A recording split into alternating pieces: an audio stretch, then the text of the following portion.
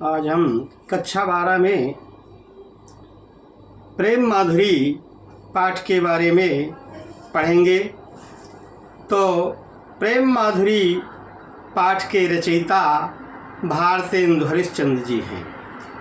तो प्रस्तुत सवैयाँ हमारी पाठ्य पुस्तक काव्यांजलि के प्रेम माधुरी नामक शीर्षक से ली गई है। इसके रचयिता भारतेंदु हरिश्चंद्र जी हैं। भारतेंदु हरिश्चंद्र जी का जन्म 1850 ईस्वी में काशी के एक धनाढ्य परिवार में हुआ था। इनके पिता का नाम गोपाल चंद गिरधर दास था।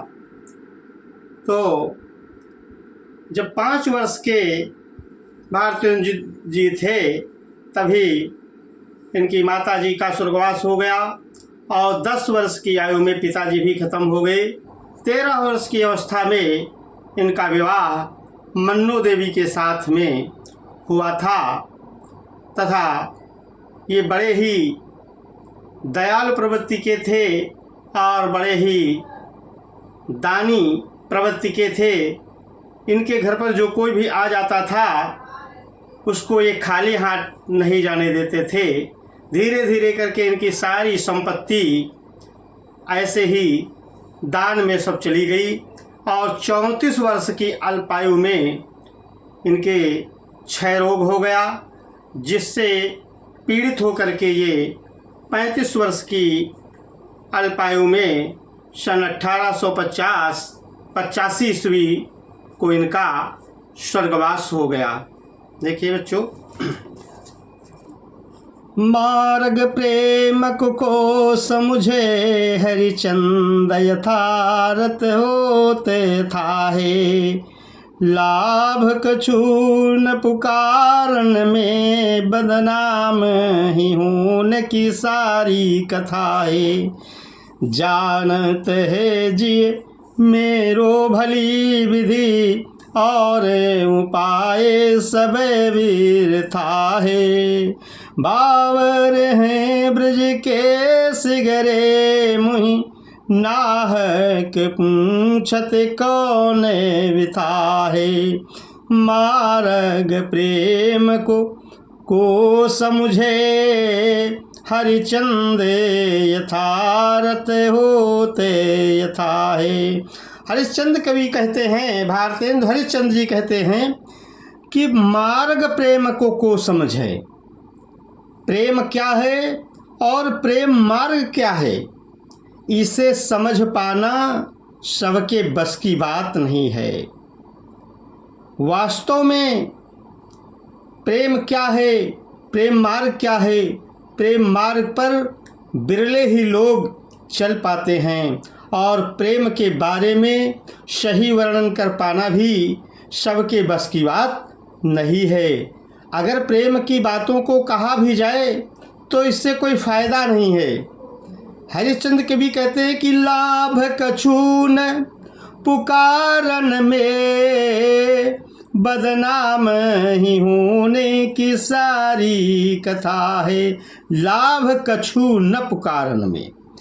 कहते हैं प्रेम की बातों को कहने से कोई लाभ नहीं, बदनाम ही होने की सारी कथा है। कहते हैं अगर प्रेम की बातों को कहा जाए तो इसमें केवल बदनामी ही हाथ लगती है और कोई फ़ायदा नहीं होता है।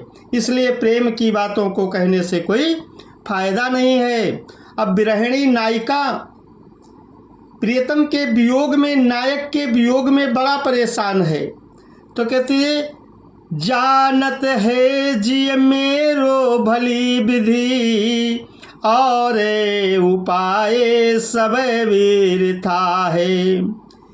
मुझे क्या है, क्या बीमारी है, कौन सा रोग लगा है, इस चीज़ को तो मेरा हृदय ही जानता है और इसके दूर करने का क्या उपाय है, इसको भी कोई नहीं जान सकता है कि मुझे कौन सी बीमारी है, कौन सा रोग लगा है और इसे दूर करने का क्या उपाय है।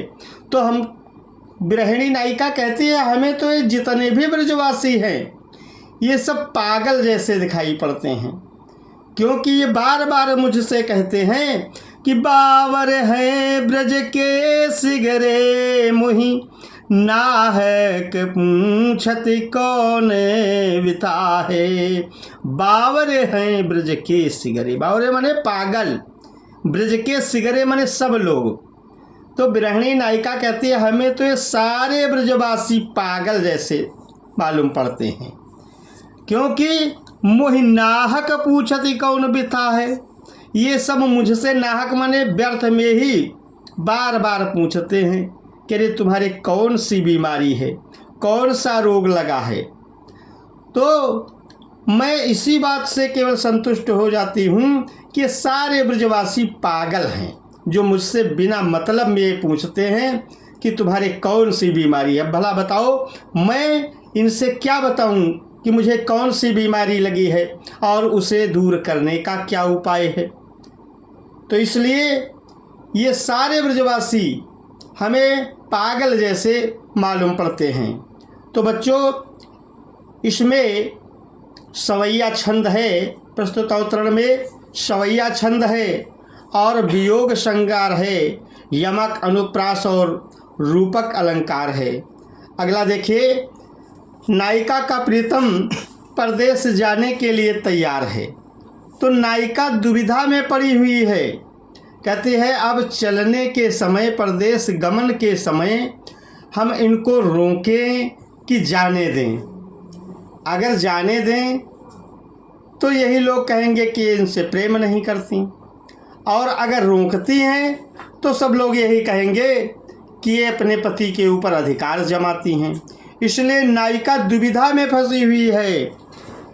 कहती रो कहीं जो तो अमंगल हो, और प्रेम नशे जो कहे पिए जाइए, और जो कहे जाहु ना तो प्रभुता, और जो कछु न कहे तो स्नेह नसाइए। जो हरिचंद कहे तुमरे बुन जी है ना तो यह क्यों पतियाइए। तासो पयान समय तुमरे हम का कहें आप हमें समझाइए। तो नायिका का कथन नायक के प्रति है। नायिका दुविधा में फंसी हुई है, अपने प्रियतम से कहती है हे प्रियतम, अब तो तुम परदेश जाने के लिए तैयार हो। अब तुम्हारी इस प्रस्थान वेला के समय में अगर तुमको हम रोकती हैं, टोकती हैं तो अपशकुन होता है। कहती रो कही जो तो अमंगल हो, अमंगल माने अपशकुन। जाने के समय किसी को रोकना ठीक नहीं होता है। इसीलिए नायिका कहती है प्रियतम तुम तो परदेश जाने के लिए तैयार हो, और अब अगर हम तुमको जाने से रोकती हैं तो ये भी एक अपशकुन की बात है। और प्रेम नशे जो कहे पिए जाइए, और जो तुमसे ये कह दें कि ठीक है तुम परदेश कमाने के लिए जा रहे हो तो जाओ, कोई बात नहीं। ये बात अगर तुमसे कह दें तो यही कहोगे कि हमसे प्रेम नहीं करती है।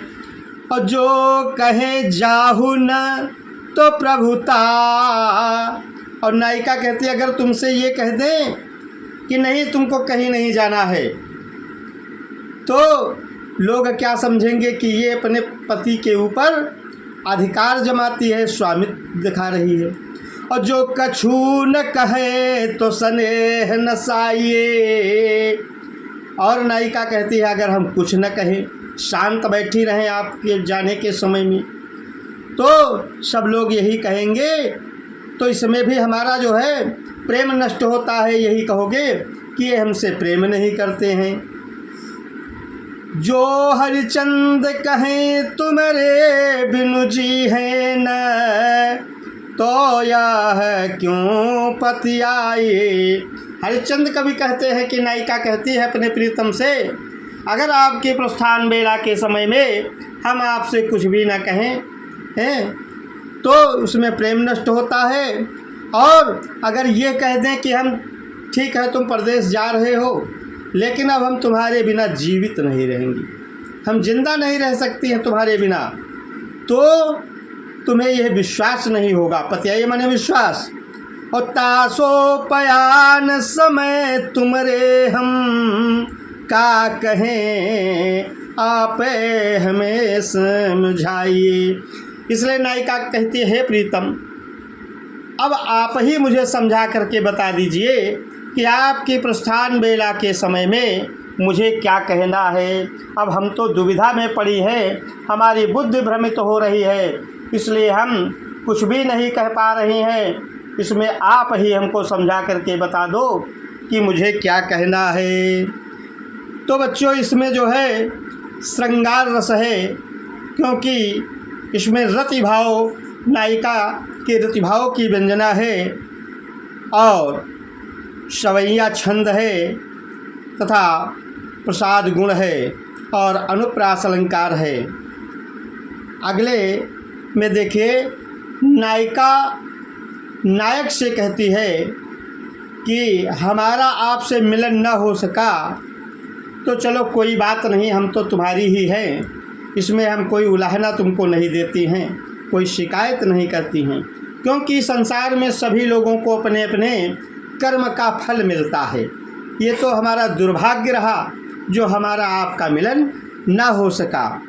तो नायिका कहती है अपने प्रीतम से, या जुलो जो न मिले तो कहा हम तो तुम्हारे सब भांति कहा में, मेरो राह नो है कछु नाही, सब फैलयापन भागे को पावें। जो हरिचंद भई सो भई, अब प्राणे चले चहता सो सुनावे। और प्यारे जो है जग की यह रीति, विदा के समय सब कंठे लगाऊं। तो नायिका का कथन नायक के प्रति, नायिका कहती है अपने प्रियतम से कि हे प्रीतम, आज लो जो न मिले तो कहा हम तो तुम्हारे सब भांति कहाऊं। ये तो हमारे दुर्भाग्य की बात है, आज तक जो हमारा आपका मिलन ना हो सका। कोई बात नहीं, हमारा आपका मिलन नहीं हो सका तो कोई बात नहीं है, हम इसमें कोई शिकायत नहीं करते हैं, हम तो वैसे भी तुम्हारी ही कही जाती हैं, सब प्रकार से तुम्हारी ही है, मिलन हो या न हो। तो कहती नायिका, मेरो उराहनो है कछु नाही, और सबे फलयापन भाग को पावें। अरे हम इस विषय में कोई शिकायत नहीं करती तुमसे, उलाहना नहीं देती है नायिका कहती है प्रीतम से। कहते भाई ये तो अपने अपने भाग्य का खेल है, इस संसार में सभी को अपने कर्म का फल मिलता है, लेकिन हमारा दुर्भाग्य रहा जो हमारा आपका मिलन न हो सका, तो इसमें हम आपसे कोई शिकायत नहीं करती हैं। जो हरिचंद भई सो भई, अब प्राणे चले चहता सो सुनावे। हरिश्चंद्र का कहते हैं कि नायिका कहती है कि हे प्रीतम, अब तो मेरे अंतिम बेला का समय है, हमारे प्राण इस संसार से विदाई लेने वाले हैं, और इसलिए कहते प्यारे जो है जग की यह रीति, विदा के समय सब कंठे लगावें। हे प्यारे प्रीतम, ये तो सारे संसार का नियम है, पूरे संसार का नियम है कि अपने प्रियजनों को अंतिम समय में सभी लोग अपने गले से अवश्य लगाते हैं। इसलिए हे प्रीतम, अब हम इस संसार से विदाई ले रहे हैं, इस अंतिम बेला के अवसर में आप मुझे अपने गले से अवश्य लगा लें। नायिका की आकांक्षा है कि एक बार अंतिम समय में प्रीतम उसे गले से अवश्य लगा ले। बच्चों, इसमें भी मत गयंद समैया है और अनुप्रास अलंकार है तथा माधुर्य गुण है और ब्रजभाषा का प्रयोग किया गया है।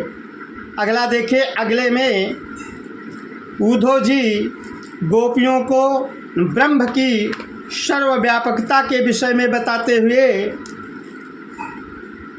कि ईश्वर सब जगह व्याप्त है ऐसा बताते हुए उन्हें ज्ञान और योग साधना की शिक्षा देने के लिए जाते हैं, लेकिन गोपियाँ उद्धव जी के इस शिक्षा को ग्रहण करने के लिए तैयार नहीं हैं।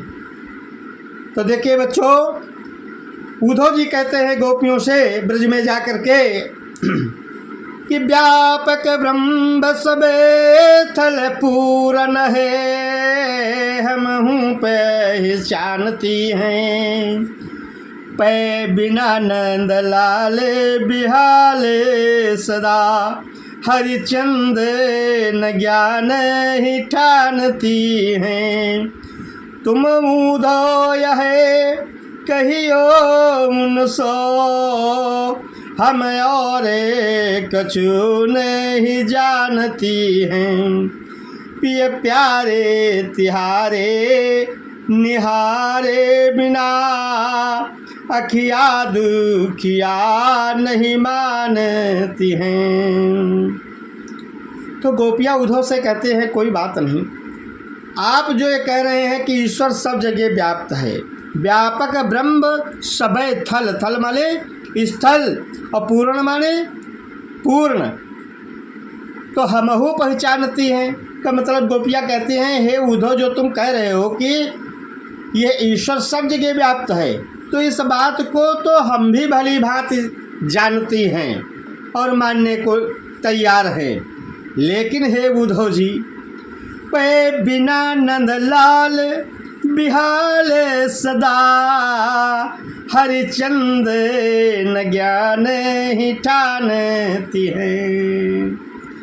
गोपियाँ उद्धव से कहते हैं हे उद्धव जी, श्री कृष्ण के बिना मेरा मन बेचैन है, तो सबसे पहले या तो फिर तुम कोई ऐसा उपाय करो जिससे हमारे मन को कोई शांति मिले, तो शायद हम तुम्हारे इस ज्ञान के उपदेश को स्वीकार कर लें, लेकिन जब तक मेरा मन बेचैन है तब तक हम तुम्हारे इस ज्ञान और योग साधना के उपदेश को मानने के लिए किसी भी कीमत पर तैयार नहीं हो सकती हैं।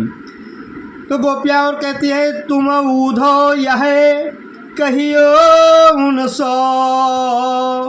हम और कछु नहीं जानती हैं। गोपियाँ कहते हैं उद्धव जी, तुम जा कर के मथुरा में श्री कृष्ण से यह बात अवश्य कह देना कि हम गोपियाँ और कुछ नहीं जानती हैं और कोई बात मानने के लिए तैयार ही नहीं हैं, केवल हम एक ही चीज़ से संतुष्ट हो सकती हैं। कहती है कह देना उद्धव से कि गोपियाँ कह रही थी कि पिए प्यारे तिहारे निहारे बिना, अखिया दुखिया नहीं मानती हैं। हे प्यारे प्रीतम, तुम्हारे दर्शन के बिना, तुमको देखे बिना मेरे नेत्रों को एक क्षण के लिए भी चैन नहीं है। हे उद्धव जी, यह बात आप श्री कृष्ण जी से जाकर के अवश्य बता देना कि गोपियाँ ऐसे ऐसे कह रही थी, आपके वियोग में वो बड़ा परेशान हैं। कहती जब तक कृष्ण हमको दर्शन नहीं दे देंगे तब तक मेरी आँखों की लालसा, आँखों की हठ वो शांत नहीं हो सकती है, तो शायद वो मेरी विरह दशा से परिचित हो करके मुझे दर्शन देने के लिए मथुरा से ब्रज आ जाए, ऐसा गोपियाँ उद्धव के द्वारा श्री कृष्ण तक संदेशा पहुँचाने के लिए कहती हैं। तो बच्चों, इसमें भी सवैया छंद है और वियोग श्रृंगार है तथा अनुप्रास अलंकार है, और इस सवैया में ज्ञान मार्ग का गोपियों ने खंडन किया है। तो ठीक है बच्चों, आज हम इतना ही पढ़ करके फिर आगे यमुना छवि के बारे में बताएंगे। आप सब हमारे आधुनिक हिंदी ज्ञान सागर चैनल को सब्सक्राइब करें, लाइक करें और कमेंट के द्वारा ये भी बताएं कि आपको कैसा लगा ये पाठ, और इसमें जो किसी के मन में कोई शंका हो कमेंट के द्वारा उसे पूछने का कष्ट करें। धन्यवाद।